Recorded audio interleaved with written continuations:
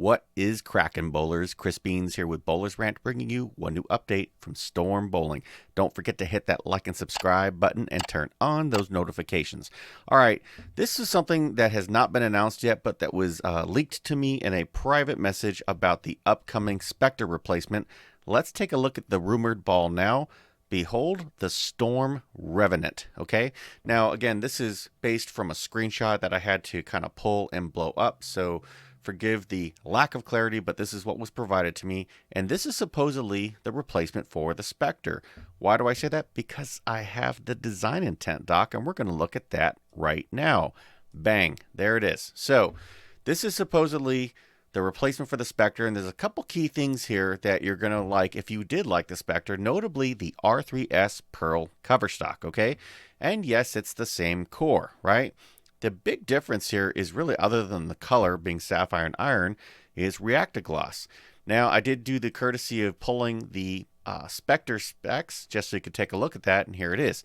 R3S Pearl, Vector Core, 1500 grit polished, crimson iron, but the numbers at 15 pounds, 2.54 RG with a .050 differential. If we go back to the Revenant, 15 pounds, 2.54 RG with a .050 differential, right? 050. So this is same vector core.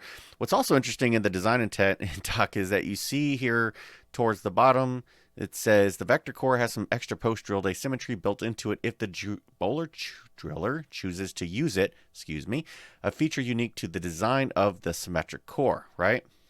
So if I pull back over the Spectre design intent, I've already got it highlighted. There it is. There's extra post-drilling asymmetry built into the vector core if the driller chooses to use it, a unique feature to the design of the symmetric core. Okay, so same core, right? And I'm only pointing that out in case of people were wondering, right? So it looks like this is basically, a Spectre, the second coming of it, if you will. The big difference being, instead of this 1500 grit polished, right? This is again just a reference to the old specs, just a different view. Instead of this 1500 grit polished, we're getting Reactagloss, right?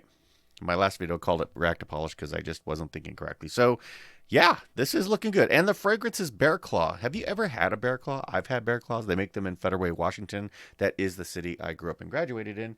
And at the Big Bear Diner, they have those. And they're fantastic. And they smell great. So I'm guessing this is going to smell like some kind of sugary pastry.